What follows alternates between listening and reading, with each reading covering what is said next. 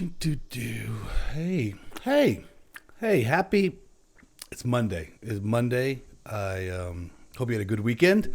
I just caught a bird. It was, but not by choice. It was literally in my basement. I walked out of my office to grab another cup of coffee. I just heard it fluttering. And it just came right at me. Not like it was attacking me. I think it was just scared. So I grabbed the net for the swimming pool and caught it and put it outside. So everything's okay. He's good. I'll check on him. Hopefully I won't have to check on him later, but it just scared me. How's it going? Patrick Kelley, by the way. I'm a distinguished architect at Zoom. I do work for Zoom. I am not a figurehead for Zoom. Not a spokesman for Zoom. I just like to talk about cool technology, and a lot of times it has to deal with Zoom.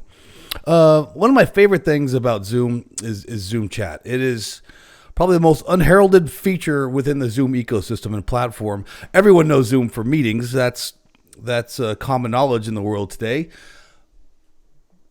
But there's so much more that maybe people don't even know about. I won't even get into it today, but Zoom Phone, Zoom Rooms, digital signage, Zoom events on Zoom, webinars, breakout rooms.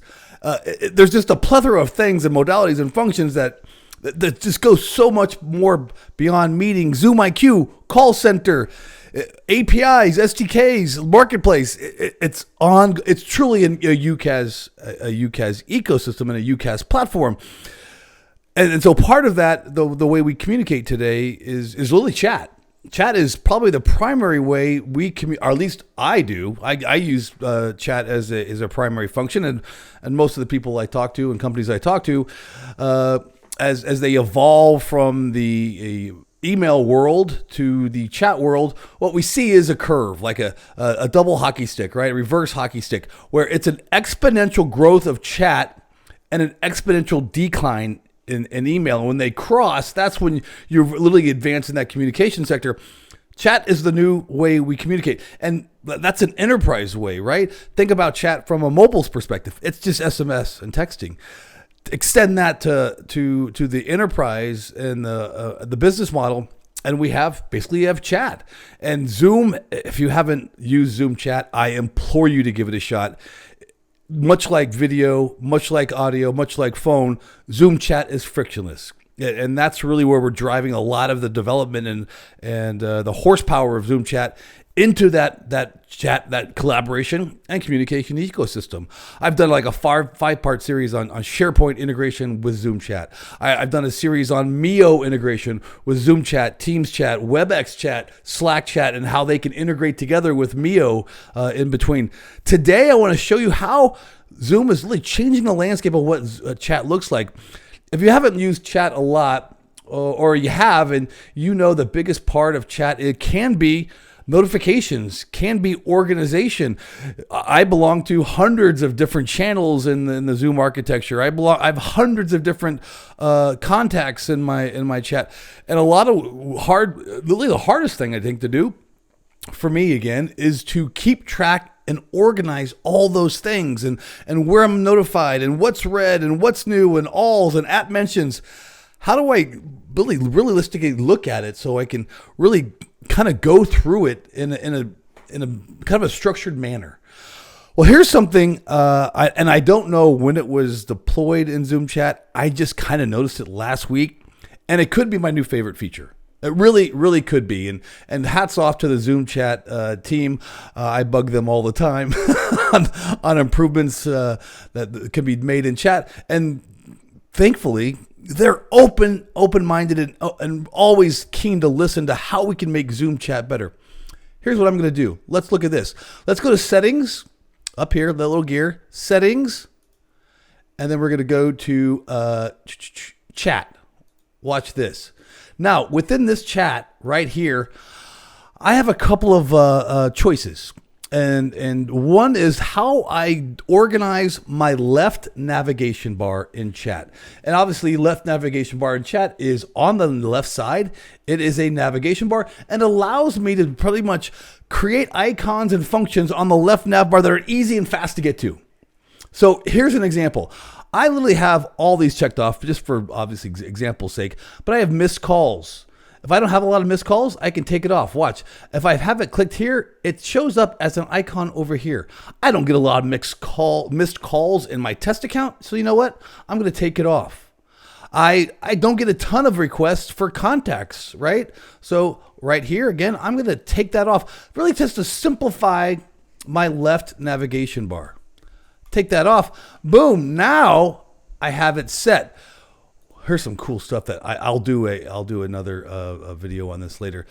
Reminders and files. Oh my gosh, this reminders one is one of the coolest things ever. But here's what I really wanted to show you today.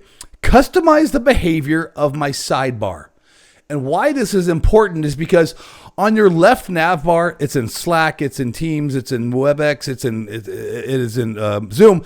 It gets so full of just crap, honestly. Like all these things of new messages coming in, new missed calls coming in, new chats coming in, and it's really hard to prioritize everything. Here's what I'm doing. I like to keep my left nav bar clean. You might like yours all messed up, and whatever works for you. That's the point of Zoom chat. That's the point of Zoom frictionless chat, is that you have choice. You can choose to organize it however you want. Here's how I organize mine, just for simplicity's sake. I typically want to read one section at a time. And so what this allows me to do is I only want one section of my chat open at any given time. So right here, it says only allow one section open at any given time.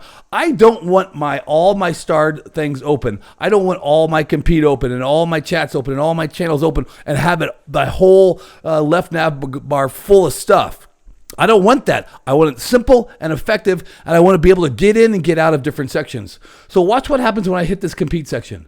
Did you just see that? The starred section closed and the compete section opened up. Again, clean and simple. If I want to go to fun stuff, guess what happens? Compete closes and fun stuff opens. I think you get the point. Zoom phone opens, chats open. So then I have individual people that I'm talking to are built into chat for direct messages instead of channel messages. Once I belong to all these different channels, again, I want them all in different sections.